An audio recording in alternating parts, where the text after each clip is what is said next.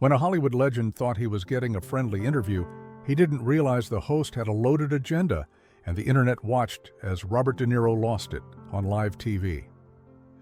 The studio was quiet, but it wasn't calm. It was the kind of silence that hums with tension, like the moments before a storm breaks. On the screen behind the stage, bold white letters faded into view, Unfiltered with Madison Reece. The crowd erupted into applause. Madison Reece strode onto the set with practiced confidence, blonde hair perfectly styled, heels clicking with authority, and a posture that screamed she was in control. She smiled wide, the kind of smile that could comfort you or cut you, depending on where the conversation went. And tonight, it wasn't going anywhere safe. Madison wasn't just another TV personality. She was a media juggernaut, equal parts charm and challenge. Known for her viral interviews and fearless takedowns, she'd built her brand on pressing questions no one else dared ask. Politicians, CEOs, celebrities. She'd made them all squirm. Now she had her sights set on a Hollywood legend. "Tonight," she said into the camera, "we have a man who needs no introduction. Academy Award winner, cultural icon, outspoken voice in today's political landscape, Robert De Niro." The crowd cheered louder, almost instinctively. This was De Niro, after all, the man who gave the world Travis Bickle, Jake LaMotta, and Vito Corleone. A legend who had dominated screens for decades, and recently he'd dominated headlines. His fiery political rants had made him a darling of the resistance and a target for his critics. Most people assumed this would be an easy night for him. What they didn't know was that Madison had done her homework, and she wasn't here to worship an icon, she was here to challenge him. Backstage, producers exchanged glances. They'd seen the prep, they'd seen the notes. Madison wasn't planning a tribute, she was building a case. Because while De Niro thought he was walking into another platform to speak his truth, he was actually stepping into a perfectly set trap. And when the lights dimmed, the cameras turned on, and Madison extended her hand with a gracious smile. It began. "Robert, it's such an honor," Madison said, crossing her legs with elegant precision, her eyes shining beneath the studio lights. "You've given us decades of unforgettable performances. I mean, Raging Bull, Taxi Driver, The Irishman. You helped define American cinema." De Niro smiled faintly, nodding. "Thank you. That means a lot." The crowd applauded, short, polite. This was familiar ground, the kind of start everyone expected. Praise, nostalgia, a warm-up act before the real conversation. Madison knew how to play this game. Her tone was friendly, her body language open, inviting, the kind of vibe that lulled people into relaxing, just enough to make them forget who they were talking to. "I was re-watching Goodfellas last week," she added, voice light. "That scene where you just stare down the camera and smile? Chills. Honestly, it's iconic." De Niro chuckled. "That was Marty's magic. Scorsese knew how to pull the best out of us." There it was. Banter, trust, comfort.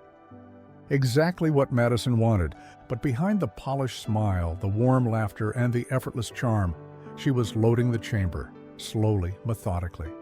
She had no intention of keeping this friendly, not for long. Because Madison didn't build one of the most watched shows in the country by playing it safe. She built it by knowing exactly when to smile and when to strike. "You've always been a powerful voice, not just in film but in politics too," she said casually, leaning back in her chair. "Never afraid to speak your mind?" De Niro nodded again. "I say what I feel. Not everyone agrees, and that's fine." "Right," Madison said, tilting her head, "and we'll definitely get into that." It was subtle, almost imperceptible, but the crowd felt it, a shift in the air, a soft crack in the polished tone. The questions hadn't started biting yet, but the teeth were there, hidden behind mascara and charm, and the slow, deliberate pacing of someone who knew exactly what she was doing. Robert De Niro smiled politely. Madison Reece smiled back. Only one of them knew what was coming, and it wasn't going to be part of the script. Madison's smile didn't waver, but something behind her eyes shifted, just enough for the viewers paying close attention to catch it. She leaned in, elbows resting lightly on her chair's armrests, her voice soft but loaded with intent. "Robert," she said, letting his name settle in the space between them, "do you ever worry that your legacy as an actor is being overshadowed by your politics?" The crowd let out a soft murmur, half intrigued, half surprised. De Niro blinked just once, then shrugged with the air of someone who'd heard this before. "I've always been outspoken," he said, voice even. "I don't say anything I don't mean." He reached for his water glass. His hand didn't shake, but the casual energy from before was gone, shifted, quietly replaced by something else. Madison nodded thoughtfully, keeping her expression neutral. "Of course," she said, "but lately it seems like we're hearing more about your rants than your roles. Does that ever bother you?" De Niro tilted his head slightly. "I'm not here to be quiet, never have been." A few audience members clapped, unsure if they were witnessing a jab or just a conversation. But Madison's expression never changed. She didn't flinch, didn't back down. This wasn't banter anymore. This was blood in the water. She crossed her legs again, casually, eyes still locked on him. "Some say actors should stick to their craft. Others call your speeches brave. But then there are people who wonder if maybe you're just preaching to people who already agree with you." De Niro raised an eyebrow. "You one of those people?" "I'm just asking the questions," Madison said smoothly. "That's what I do." There it was. The smile was still there, but the temperature had dropped a few degrees. The crowd could feel it. This wasn't going to be a feel-good segment. And De Niro, he knew it too. The polite nostalgia had served its purpose. Now it was time to see what happened when a Hollywood icon got pressed by someone who didn't care about the glitz. And for the first time that evening, Robert De Niro didn't look entirely comfortable. Before De Niro could respond, the screen behind them faded to black. A beat passed. Then the montage began. Clips rolled across the screen like a highlight reel of controlled chaos. Madison Reece, eyes sharp, voice calm, facing down guests twice her age and twice as powerful, never blinking. A senator stammering as she quoted his own bill back to him. A billionaire CEO sweating as she calmly asked how many factory workers he'd laid off that quarter. A YouTube influencer breaking down mid-interview when Madison asked, "Do you actually stand for anything, or are you just selling t-shirts?" Each moment tighter than the last. The applause, the trending hashtags, the headlines. Madison didn't just host a show, she dismantled reputations with a smile and a question. Voiceover. She's not loud. She doesn't yell. She doesn't need to. Her power wasn't in confrontation. It was in control. Back in the studio, De Niro watched the montage without turning his head. He didn't flinch, but the tension in his jaw was unmistakable. He knew what this was. This wasn't just an interview anymore. It was a stage, a setup. And he was sitting right in the spotlight. Madison turned back to face him as the lights returned to their soft, warm glow. "Just so we're clear," she said with a smile, "I've admired your work for years, but we're not doing a press tour tonight." Her tone never changed, but the words hit with precision. This was her game now, and she was playing for headlines. The crowd didn't cheer this time. They didn't move. They were locked in, watching a chess match that had just left the opening moves behind. De Niro shifted slightly in his seat, a faint tension in his shoulders. He'd been in 1,000 interviews, but none quite like this. And Madison? She'd done this before, many times. The difference now? This time, her target was Robert De Niro, and she was just getting started. The lighting on set dimmed just slightly. Not enough to notice at first, but just enough to feel. Madison adjusted in her chair, her iPad resting on her crossed knee like a sword in its sheath. She tapped the screen once. Behind them, the studio screen lit up. A grainy clip rolled across it, Robert De Niro, standing on stage at the Tony Awards, suit crisp, expression intense. The audio was censored, but everyone already knew what he had said. "I'm going to say one thing, F. Trump." Bleep. The crowd in the clip roared. The real audience in the studio shifted uncomfortably. Some chuckled, some murmured. A few clapped, uncertain whether they should. Madison turned toward De Niro with a polite smile that felt anything but casual. "You've never held back," she said, and clearly that moment went viral for all the reasons you probably expected. De Niro gave a short nod. "Yeah?" She kept going. "But looking back, do you really think that kind of language helps move the conversation forward? Or does it just fuel more division?" The studio grew quiet. It was the kind of question that came dressed in neutrality, but had teeth underneath. Framed perfectly, delivered with precision, designed to draw a line, passion or provocation. De Niro's eyes narrowed slightly. He looked at Madison, then glanced at the audience, then back again. She waited. No rush, no need to push. She had just pulled the pin. Now it was his move. De Niro didn't flinch, didn't break eye contact, didn't apologize. Instead, he leaned forward slightly, his voice low, measured, and sharp as a blade. "Sometimes the truth isn't polite." The words cut through the silence like glass. He wasn't smiling anymore. "You want to talk about division?" he continued. "You think the country got divided because I swore at an awards show? That moment didn't create the problem, it reflected it." The crowd stirred, a low rumble of agreement sweeping across a few rows. A burst of clapping broke out, short but loud. Others nodded silently. "I said what I said," he added, "because I was tired of watching decent people get steamrolled while everyone else played nice." Madison tilted her head slightly, not dismissively, but as if absorbing the point. Her expression remained unreadable, a still lake. "But critics say," she began. De Niro cut her off, not rudely, just decisively. "They can say what they want, but I'll tell you this, when something's wrong, you don't whisper it." Another small wave of applause, this time louder. The tension in the room was alive now, pulsing, electric. But Madison didn't blink, didn't stumble. She leaned back in her chair with a calm, calculated stillness that said she'd expected this. She let the applause ride out, then she smiled. Not because she agreed, because the next move was already in motion, and Robert De Niro had no idea what was coming next.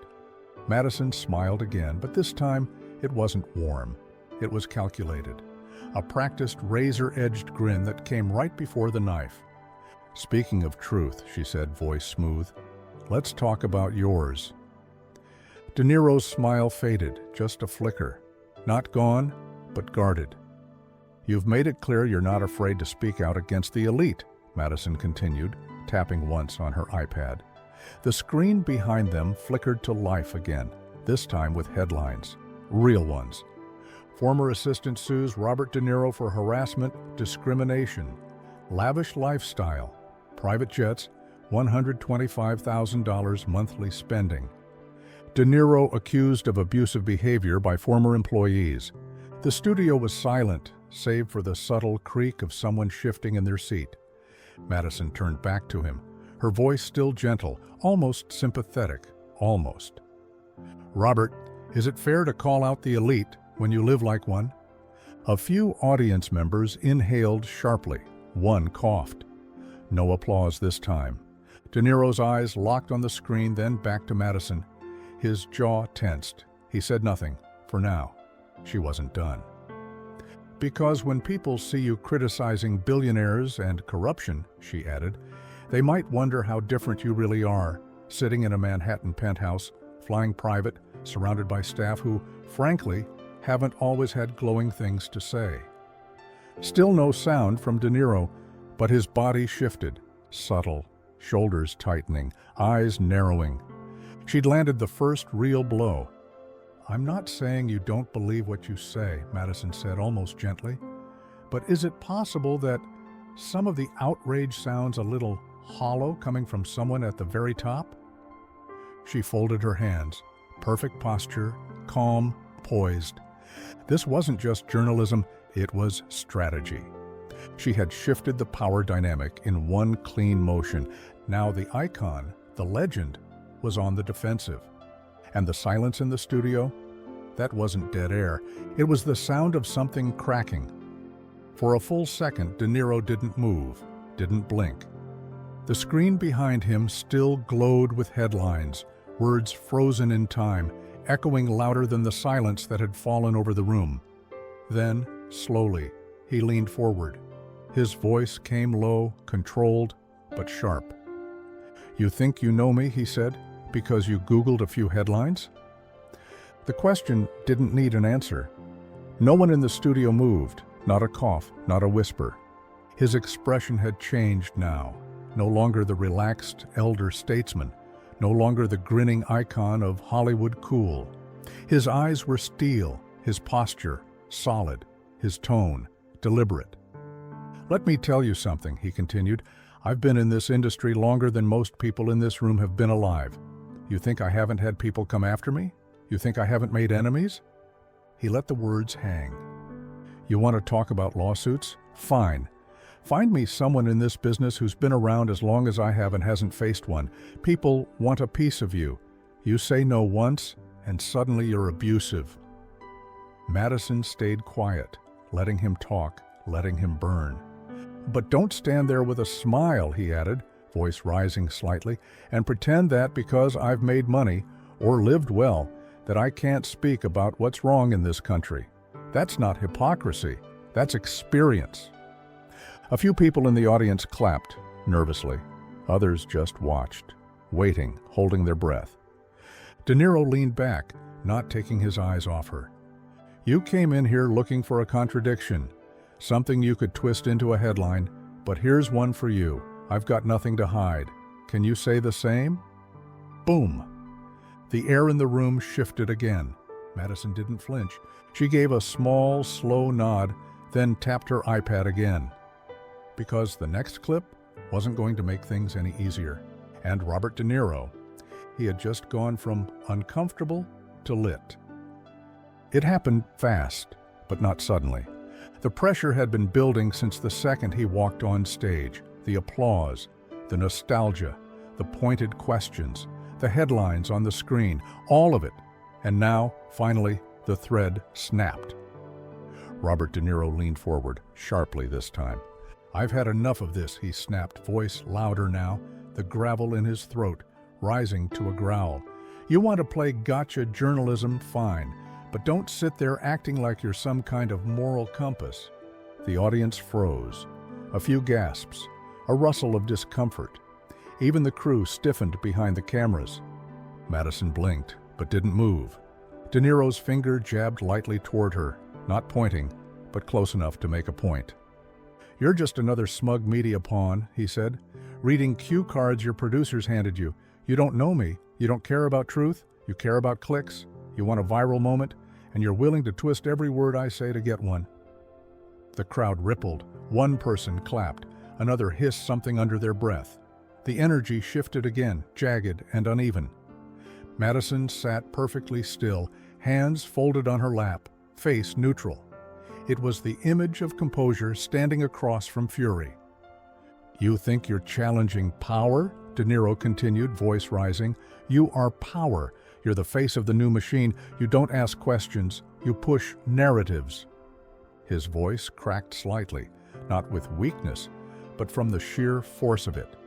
"I've done more in a week than most of your guests will do in their lives. And you want to reduce all of it to some TMZ headline about lawsuits and real estate?" Another pocket of applause, hesitant, confused. Some people weren't sure which side they were on anymore. But the room was fully awake now. Madison slowly turned her head to the camera, didn't speak, not yet. Because she knew this wasn't over, not even close. She let the silence hang, didn't rush to fill it, didn't scramble to respond. Instead, Madison Reece calmly looked at Robert De Niro, face flushed, chest rising and falling, and tilted her head just slightly.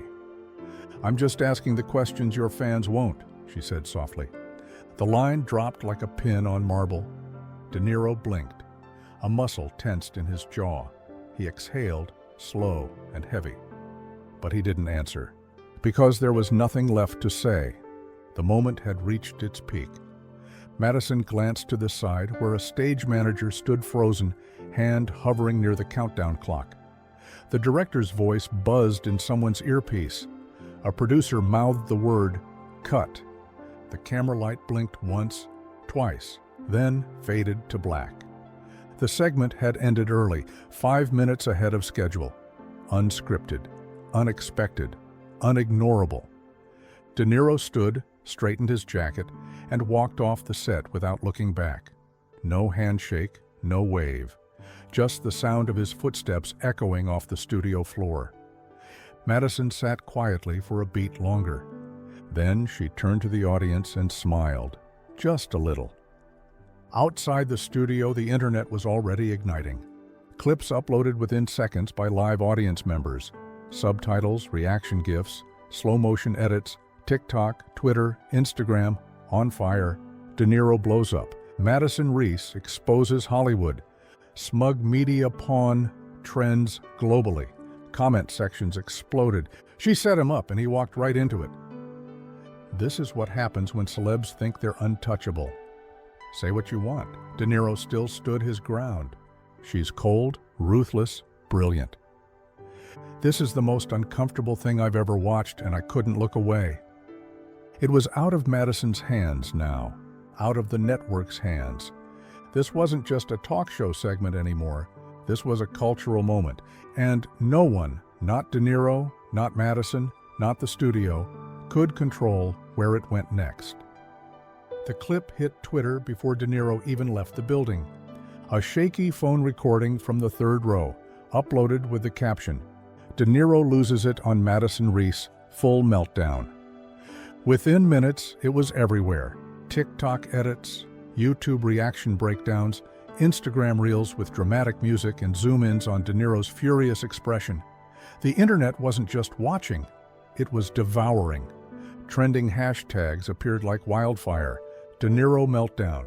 Madison exposes De Niro. Hollywood hypocrisy. By the end of the hour, Robert De Niro was the #1 trending name on every major platform. Not because of a new film, not because of a Lifetime Achievement Award, because of this. Comment sections became war zones. Wow, she absolutely dismantled him. This is what happens when you treat interviews like a lecture. Why is she ambushing a 79-year-old man like he's a corrupt senator? She kept her cool. He lost his mind. That says everything. Honestly, I've never seen De Niro look that rattled. Clips circulated with new titles by the minute. De Niro gets torched on live TV. Madison Reece just ended Hollywood elitism in 6 minutes. Old man yells at interviewer. Internet reacts. Media manipulation or just the truth? Even the algorithm couldn't keep up. YouTube homepages everywhere were littered with thumbnails of De Niro's angry face and Madison's icy stare, frozen mid-frame. The original broadcast hadn't even uploaded the official segment yet. Didn't matter. The internet had already taken control. There were no producers in charge now, no PR filters, no rewrites. It was raw, unfiltered, and it was viral.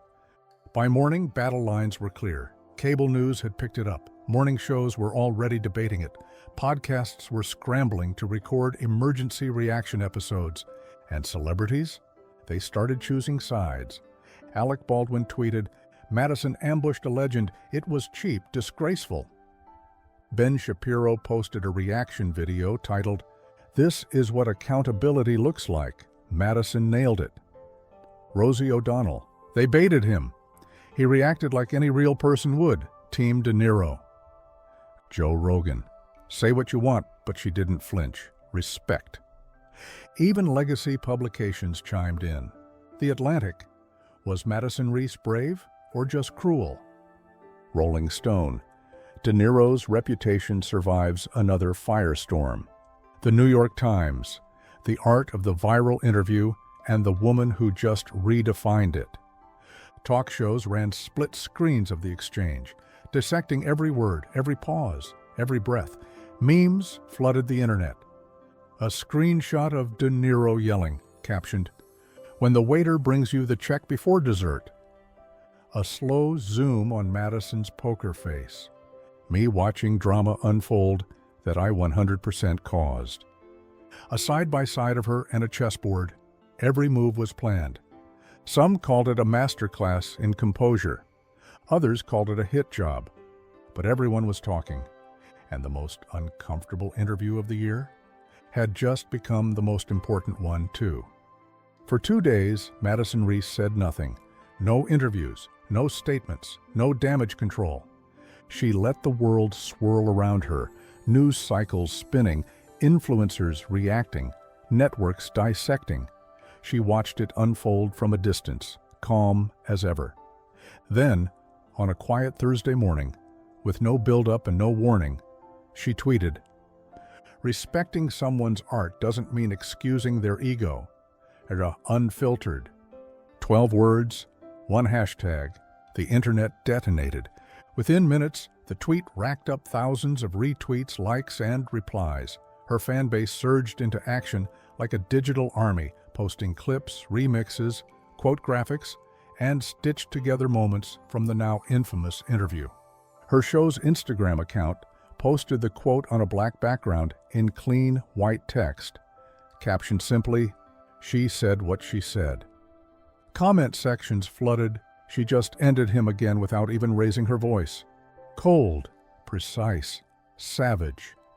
This is why I watch her. She's not just reporting culture, she's shaping it. But not everyone was clapping. Critics pushed back hard. This was a setup from the beginning. She exploited a senior citizen for clout. If a male host did this to a female icon, the backlash would be massive. Madison didn't respond. She didn't need to, because by noon, she was trending #1 worldwide. TV panels debated her tweet. Think pieces popped up by the dozen. Variety. Is Madison Reece the future of journalism, or just the algorithm's darling? Vice. 12 words that shook Hollywood. Piers Morgan. She humiliated De Niro and called it journalism. Disgusting. But the metrics didn't lie. Her ratings spiked. New subscribers flooded her show. Clip compilations reached tens of millions of views. And through it all, Madison Reece sat quiet behind the storm she had created. Because while Robert De Niro had walked off set, Madison had walked straight into media history. It wasn't a press tour. It wasn't a statement. It wasn't an apology. It was Robert De Niro walking out of a Tribeca restaurant 3 days later, sunglasses on, jacket half-zipped, flanked by 2 friends, when a TMZ reporter rushed up, mic already live. "Mr. De Niro, quick question. Any regrets about the Madison Reece interview?" The actor didn't stop, didn't even slow down. He adjusted his collar, gave a half-smile that looked more like a grimace, and muttered, "Some people just want attention." He waved off a follow-up question, then added, almost under his breath, "I've got nothing to prove." And just like that, he was in the backseat of a black SUV, doors shut, tires rolling away. The video went viral in under 30 minutes. Commenters were split. King said it and dipped. "Yeah, that's what you say when you got wrecked on national TV.